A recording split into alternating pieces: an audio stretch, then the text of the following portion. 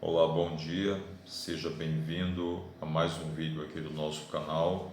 Meu nome é Paulo Roberto, eu falo de Recife. Inscreva-se, ative o sininho e deixe o seu like para que você possa receber novas notificações assim que nós publicarmos aqui novos conteúdos de cunho jurídico. Muito bem. Os senhores sabem que recentemente um determinado youtuber divulgou em seu canal de que o pastor Ailton José Alves, presidente da Assembleia de Deus do estado de Pernambuco, estaria em prisão domiciliar, bem como teria renunciado ao cargo.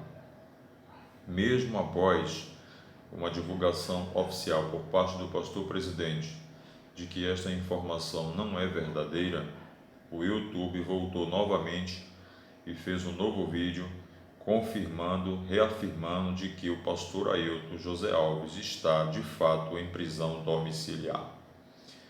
Isto provocou grandes burburinhos no mundo evangélico, sobretudo aqui no estado de Pernambuco. E muita gente está se questionando se isso é verdade, se isso é mentira. Bom, vamos falar hoje sobre a prisão domiciliar e vamos ver se realmente o pastor Ailton está em prisão domiciliar, se realmente esta medida foi aplicada em relação a ele.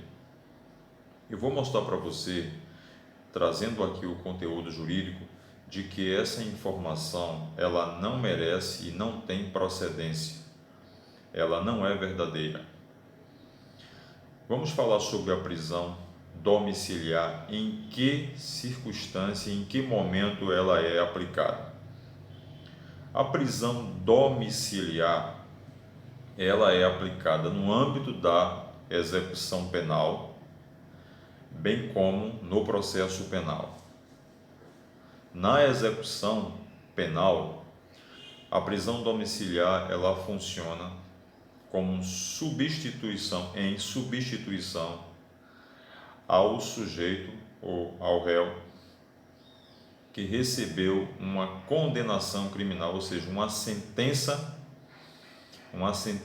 penal condenatória com trânsito em julgado e que ele esteja no regime aberto. Então, o réu foi condenado a um regime fechado, ele terá que cumprir toda a progressão até chegar ao regime aberto, e só no regime aberto ele terá as condições, preenchidos os requisitos, a possibilidade de ser colocado em prisão domiciliar.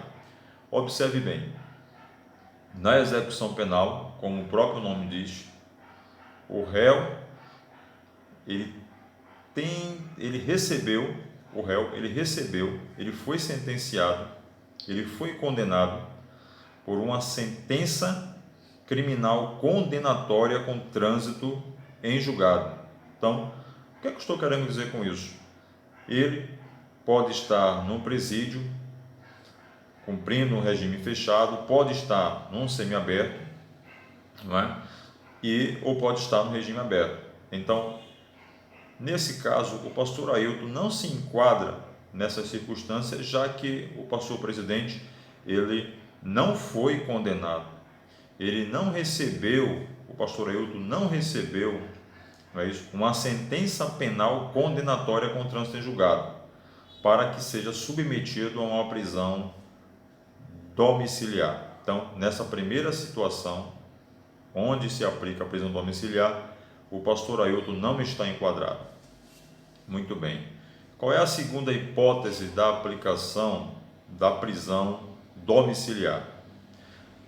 Está no processo penal, durante uma investigação ou durante a instrução criminal, que é após denúncia do Ministério Público, o investigado ou o processado, ele poderá ser colocado em prisão preventiva, ou seja, poderá haver a decretação da prisão preventiva do investigado ou do processado.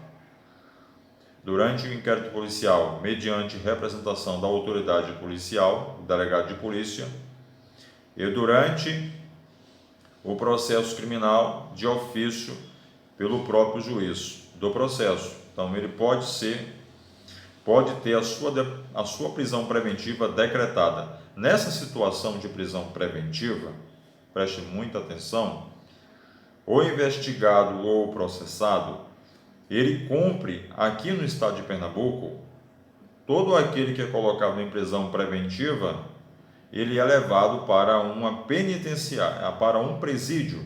Ele fica no presídio em prisão preventiva. Então o seu advogado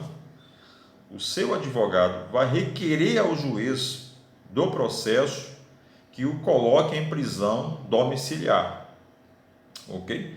Então, qual é a prova disso tudo aqui, a prova jurídica? Muito bem.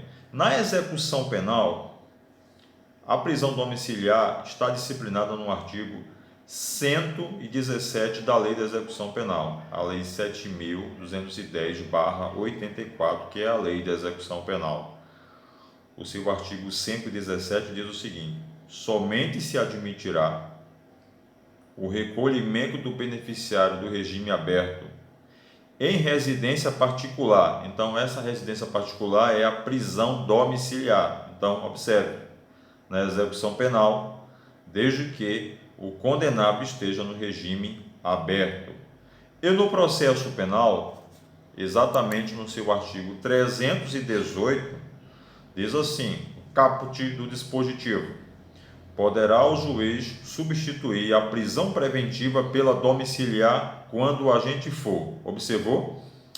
Então, a prisão domiciliar, ela é aplicada em duas hipóteses. Primeiro, para concluir, na execução penal, em substituição ao regime aberto, ok? Na execução penal, em substituição ao regime aberto, ou seja, o sujeito recebeu uma sentença penal condenatória com trânsito em julgado. A segunda possibilidade é como substituição ou em substituição a prisão preventiva. Então, o indivíduo tem que estar preso.